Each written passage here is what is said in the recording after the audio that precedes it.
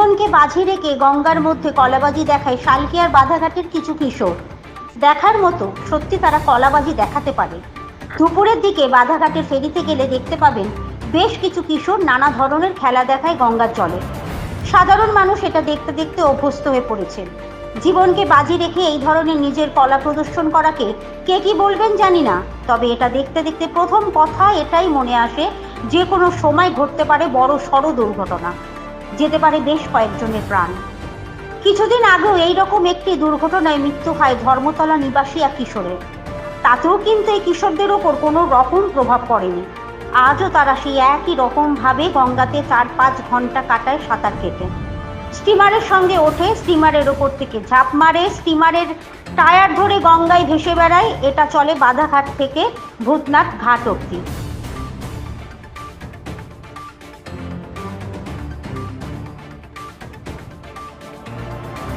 সাধারণ মানুষকে বা ডিবার কর্তৃপক্ষ বারণ করলেও এই সকল কিশোররা এটা শোনে না, এবং এই পরিপ্রেক্ষিতেই যে কোনো সময় ঘটে যেতে পারে বড়সড় রকমের দুর্ঘটনা। আশঙ্কায় থাকে সাধারণ মানুষ।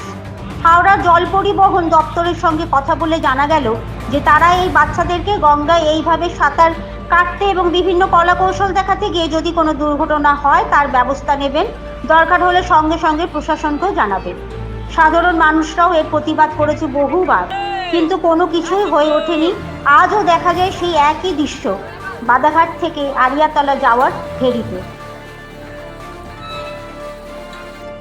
প্রথম এবার এখানে ভিড় হয়ে যাওয়ার পরে এখানে কিছু লোকাল ছেলে আছে যারা চান করে, এরা জেনে বুঝে যখন ঝাঁপ দেয় জলটাকে এমনি করে এমনি লাফাবে, জেনে বুঝে জলটা যেন পাবলিকের গায়ে পড়ছে।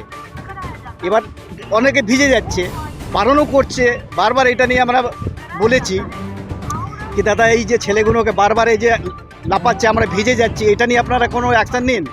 কি বলবো, যারা নৌকাতে আছে তারা বলছে কিছু শুনে নিচ্ছে, তারপরে কোনো অ্যাকশান নেই, কারণ নেই। এখানে কেউ তো থাকেও না, ট্রাফিক পুলিশের এখানে কেউ থাকে না, ওরা কোনো এখানে ট্রাফিক তো আমরা দেখিনি। বারবার প্রবলেম এটাই আছে কি এখানে যে ছেলেগুলো যে ঝাঁপাচ্ছে না, ওরা এমনি পড়ে না কি যেন জলটা যায় গায়ে, ওরা জেনে বুঝে জলটাকে গায়ে ফেলে। অনেকজন অ্যাক্সিডেন্ট হয়েছে তো এখানটা, অনেকজন মাঝখানে গিয়ে লাফাচ্ছে, তারপর ঢেউ চলে আসে, চলে যাচ্ছে টানে, অনেকজন এখানে মানে ডুবে গেছে। তাও কিন্তু কোনো রকমের এখানে কোনো হেলদোল নেই, প্রশাসনের কোনো হেলদোল নেই কি এখানে এই যে অ্যাকশনটা নিই আমি কাকে আমরা বলতে যাব? আমরা কাউন্টারে বলতে যাব এই যে ছেলেগুলো লাফাচ্ছে জেনে বুঝে গায়ে আমাদের পড়ে যাচ্ছে, জল ঢেলে দিচ্ছে, জেনে বুঝে লাফাচ্ছে, আমরা জলটা যেন গায়ে পড়ে। এই ছেলেগুলোর অ্যাক্সিডেন্টও হচ্ছে, হ্যাঁ বেশি। এবার মেয়েদেরকে দেখে ওই সাইডটা গিয়ে লাফায়, আর জলটা এমনি লাফাবে না, ওরা জানে পড়লে কিভাবে জলটা উপরে উঠবে। তারপর প্রশাসনে, আমার নাম সুভাষ সিং। রড ধরে ওপরে উঠে তখন আরও বেশি গায়ে লাগে এবং ওইখান থেকে উঠে ওপরে উঠে যায়। এমনকি অনেক দরকারি কাগজপত্র নিয়ে অনেকেই তো পারাপার করছে, কিন্তু সেই সময় যদি ওই রকম জলগুলো লাগে, অনেক মানুষের এরকম হয়েছে, তারা সাপসাপান্ত করছে, আমাদের খারাপ লাগছে, তারাও তো কারোর ছেলে, কিন্তু ওই যে ওইভাবে পড়ে তার যে জিনিসগুলো নষ্ট হলো সেটার দায় কে নেবে? কে নেবে?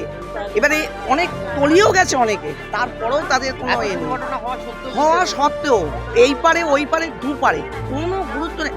পুলিশ থাকে এখানে, মহিলা পুলিশ, ছেলে পুলিশ রয়েছে, তারা পর্যন্ত বারণ করছে, কারোর কথাই শোনে না এরা কারোর কথাই শোনে না। হ্যাঁ, বারণ করলে শোনে না। আমি তো ওপারে রীতিমতন ওখানকার যে জল পুলিশের ওখানে একটা করা আছে, সেখানে গিয়ে জানিয়েছিলাম। বললো আমরা কতক্ষণ গিয়ে দাঁড়িয়ে থাকবো, আমরা দাঁড়ালে পরে তখন করছে না, তারপর আবার যেই কেসে না, পুলিশ অ্যাকশন নিচ্ছে না বলবো না, কিন্তু যদি দেখুন নিজেদের দায়িত্ব না থাকে, আমাদের নিজেদের দায়িত্ব না থাকলে আমি কিন্তু অন্য কারোর উপরে দায়িত্বটা ছেড়ে দিতে পারি না। হ্যাঁ, তখন মাঝখানে একজনকে টেনেও নিয়ে গেল, তারপর থেকে এখন তো দুদিন দেখছি হয়েছে, অলরেডি 3 দিন আগে ঘটনাটা ঘটেছে, শুক্রবার না বৃহস্পতিবার, যার জন্যেই এখন বন্ধ রয়েছে, আপনি দেখতে পাচ্ছেন। আমার নাম আরতি দত্ত।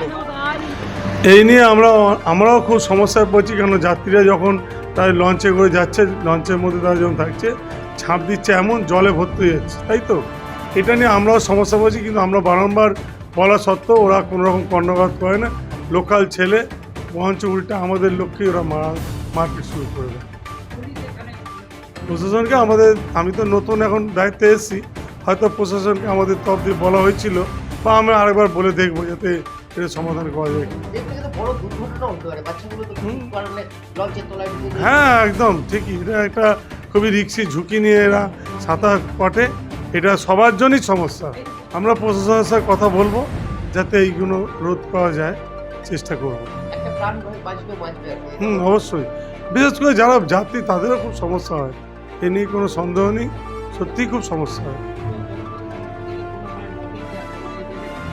হ্যাঁ অবশ্যই আমরা প্রশাসনের সাথে নিয়ে আলোচনা করবো, তাহলে আমরা লিখিত চিঠি দেবো।